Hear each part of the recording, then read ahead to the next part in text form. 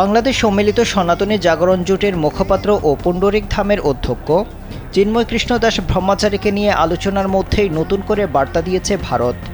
শুক্রবার দেশটির পররাষ্ট্র মন্ত্রণালয়ের মুখপাত্র রণধীর জয়সওয়াল নিয়মিত ব্রিফিংয়ে বাংলাদেশের সাম্প্রতিক পরিস্থিতি নিয়ে সাংবাদিকদের বিভিন্ন প্রশ্নের জবাব দিয়েছেন। এ সময় সাংবাদিকরা জয়সওয়ালের কাছে জানতে চান, বাংলাদেশে হিন্দুসহ সংখ্যালঘুদের ওপর কথিত নির্যাতন বেড়ে যাওয়ার ঘটনায় ভারত কী ধরনের পদক্ষেপ গ্রহণ করেছে।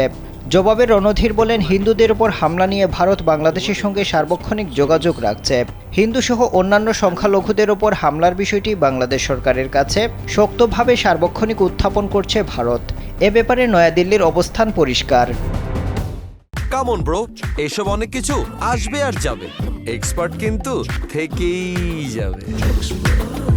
এ সময় এক সাংবাদিক ইসকন নিয়ে প্রশ্ন করেন। জবাবে রণধীর জয়সওয়াল বলেন, ইসকন বৈশ্বিকভাবে প্রখ্যাত সংগঠন হিসেবে স্বীকৃত। তাদের সামাজিক ক্ষেত্রে অবদান রাখার ভালো রেকর্ড রয়েছে। আমরা বাংলাদেশ সরকারকে আবারও বলবো, সংখ্যালঘুদের নিরাপত্তা নিশ্চিত করুন। তিনি বলেন, আমরা চিন্ময় দাসের গ্রেপ্তার নিয়ে বিবৃতি দিয়েছি। আমরা দেখেছি সেখানে আইনি প্রক্রিয়া চলমান। আমরা আশা করি তার বিরুদ্ধে যে আইনি প্রক্রিয়া চলছে সেটি স্বচ্ছ ও ন্যায় বিচারের ভিত্তিতে হবে। তার যে আইনি অধিকার রয়েছে সেটি পুরোপুরিভাবে তিনি পাবেন।